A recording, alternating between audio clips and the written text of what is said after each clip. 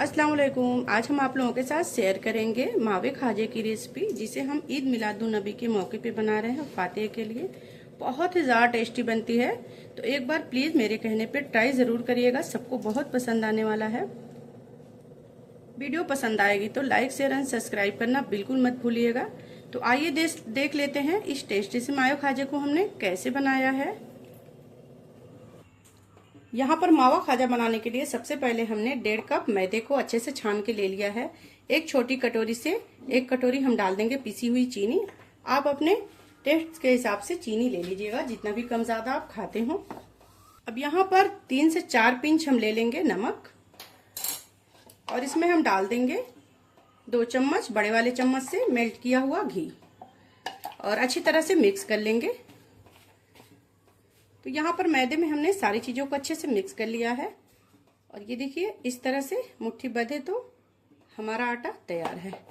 तो अब यहाँ पर हम नॉर्मल दूध ले लेंगे और इसका एक टाइट डो तैयार करेंगे। बहुत ज़्यादा ढीला भी नहीं रखना है और बहुत ज़्यादा टाइट भी नहीं रखना है। तो थोड़ा थोड़ा दूध डाल के इसका डो हम लगा लेंगे।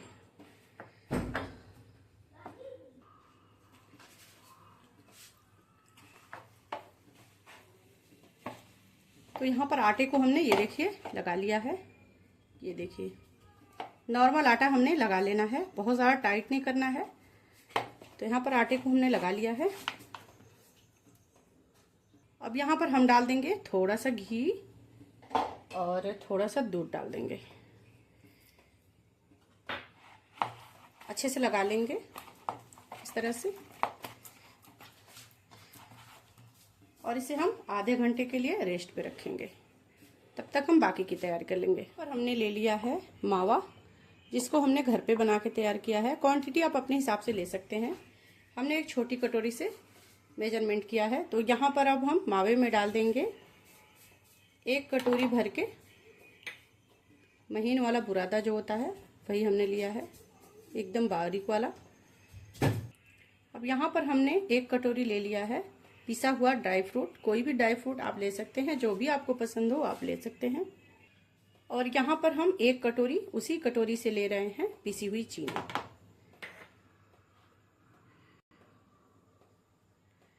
अब यहाँ पर अच्छी तरह से हम मिक्स कर लेंगे, हाथों से अच्छी तरह से मिक्स कर लीजिएगा। तो यहाँ पर इस तरह से हमने मिक्स कर लिया है। ये देखिए कुछ इस तरह का बन जाएगा डो जैसा। तो अब यहाँ पर हम छोटे छोटे इसके लड्डू बना लेंगे इस तरह से। फिलिंग आप अपने हिसाब से भर सकते हैं, कम या ज़्यादा। तो यहाँ पर छोटे छोटे लड्डू हम बना के तैयार कर लेंगे। तो यहाँ पर ये देखिए इस तरह से हमने गोल गोल लड्डू के जैसा इसको बना के तैयार कर लिया है। ये करीब 15 हो चुके हैं। 15 लड्डू हमने इसका बना के तैयार कर लिया है। अब इसको भी हम साइड कर देंगे और खाजे के लिए एक साटा बनाएंगे। तो यहाँ पर साटा बनाने के लिए हमने उसी कटोरी से 1 कटोरी कॉर्नफ्लोर ले लिया है। अब इसमें हम डाल देंगे मेल्ट किया हुआ घी। तो यहाँ पर घी को हम कॉर्नफ्लोर में अच्छी तरह से मिक्स कर लेंगे। थोड़ा सा घी और कम लग रहा है, इसमें थोड़ा सा घी हम और ऐड करेंगे। अच्छी तरह से मिक्स कर लेंगे।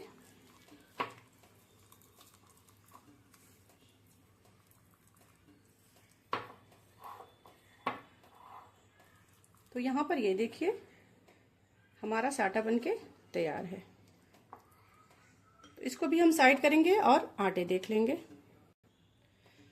तो यहाँ पर आटे को हम एक बार फिर से अच्छी तरह से इस तरह से मसल लेंगे। जिस तरह से हम आटे वगैरह गूंथते हैं उसी तरह से इस तरह से मसल के इसको हम चिकना कर लेंगे। करीब 5 मिनट तक इसको हमने मसल लेना है। तो यहाँ पर हमने ये देखिए आटे को अच्छी तरह से मैदे को 4 से 5 मिनट तक मसल लिया है अच्छे से। अब इसके हम 8 पेड़े इसके हम बनाएंगे। तो इस तरह से बराबर आप 8 पेड़े कर लीजिएगा, यानी जो मैदा है उसका 8 भाग हम करेंगे।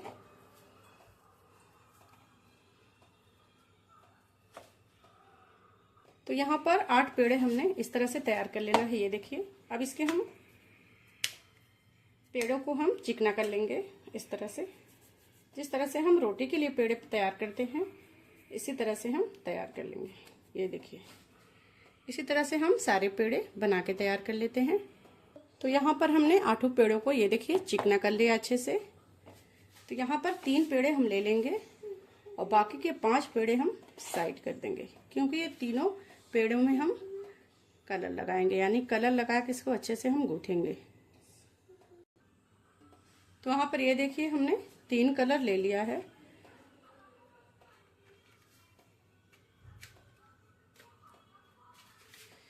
अब इस तरह से हम पेड़े को कलर में इस तरह से अच्छे से गूंथ लेंगे।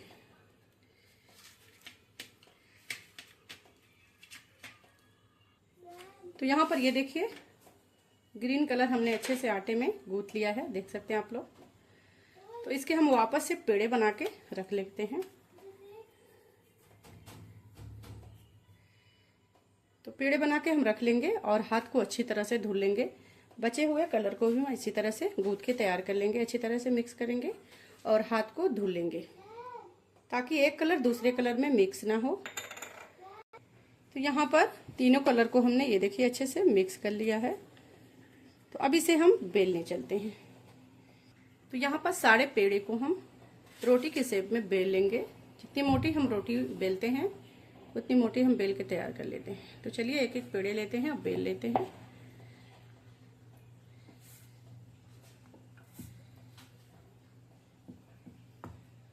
तो यहाँ पर आप सूखा मैदा या फिर थैलिया घी लगा सकते हैं, कुछ भी आप।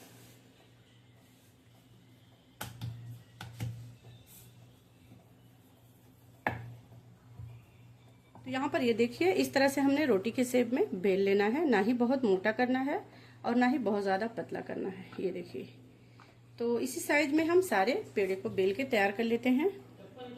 तो यहाँ पर सारे पेड़े को हमने ये देखिए रोटी के शेप में बेल लिया है और बेल के इसको हमने तैयार कर लिया। एक के ऊपर एक हमने रख दिया है। तेल लगा के रख दीजिएगा, चिपकेगा नहीं। ये देखिए,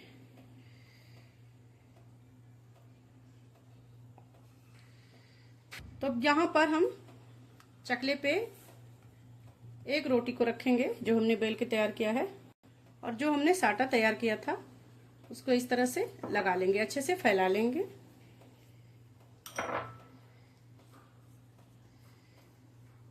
तो यहाँ पर ये देखिए साटे को हमने अच्छी तरह से लगा लिया है। अब यहाँ पर हम लेंगे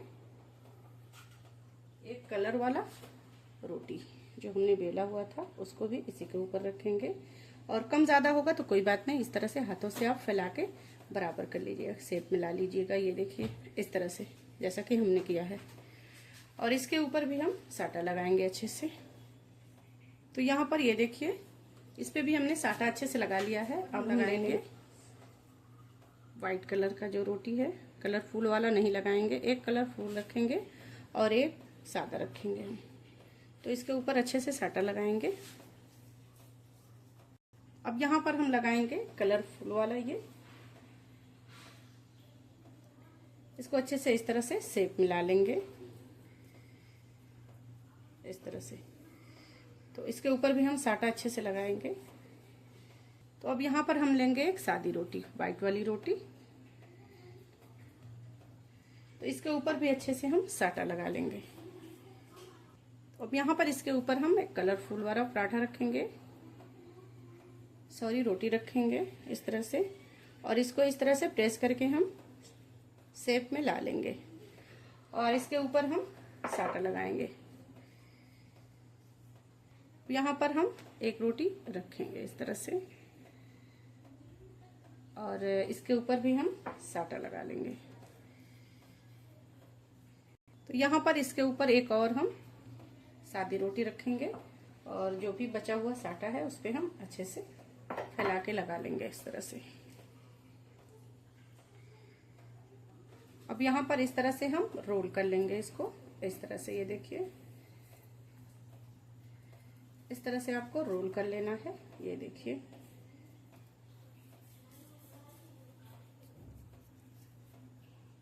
अब इसकी हम कटिंग कर लेते हैं। तो इस तरह से कटिंग कर लेंगे हम। ये देखिए कितना बढ़िया लग रहा है देखने में। तो इसी तरह से हम पतले पतले इसको इस तरह से कट कर लेते हैं। पर हमने ये देखिए कट करके इस तरह से कटोरी में वापस से बाउल में रख लिया है और हमने इस तरह से कट करके रख लिया है। अब एक हम ले लेंगे और इसको इस तरह से हाथों से थोड़ा सा दबा लेंगे और इस तरह से दबा के हम इसको पूरी के शेप में बेल लेंगे इस तरह से। तो यहाँ पर इस तरह से हम बेल लेंगे और हाथ पे इस तरह से रख के और जो हमने लड्डू बनाया था उसको हम एक बीच में रखेंगे और इस तरह से इसको हम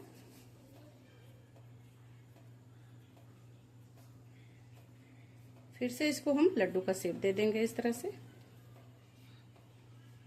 तो यहाँ पर इस तरह से बना के हम हाथों से थोड़ा सा इसको इस तरह से प्रेस कर देंगे, दबा देंगे और इसी तरह से हम सारे लड्डू को बना के तैयार कर लेंगे। यानी कि सारे खाजे को बना के हम तैयार कर लेते हैं। तो यहाँ पर सारे खाजे को हमने इस तरह से ये देखिए बना के तैयार कर लिया है। अब इसे हम डीप फ्राई करने चलते हैं। तो यहाँ पर फ्राई करने के लिए हमने तेल को थोड़ा सा गर्म कर लेना। ये देखिए इस तरह से हल्का हल्का बबल्स आने लगे तो तेल हमने इस तरह का गर्म रखना है। अब यहाँ पर एक एक खाजे को हम डाल देंगे। ज़्यादा गर्म तेल में से हम डाल देंगे तो अंदर से हमारा खाजा कच्चा रह जाएगा और बाहर से पक जाएगा। तो एक बार में जितना खाजा आ जाएगा हम डाल देंगे घी में।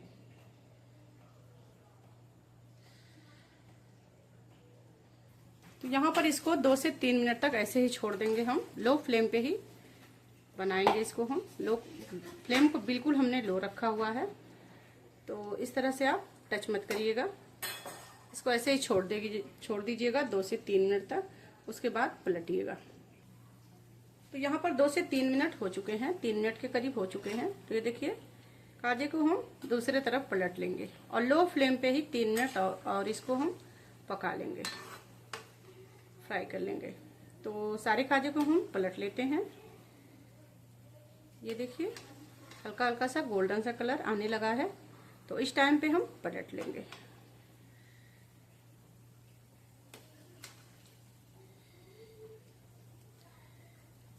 तो यहाँ पर 3 मिनट तक और हम दूसरे साइड अच्छे से फ्राई कर लेंगे। लो फ्लेम पे ही इसको हम फ्राई करेंगे।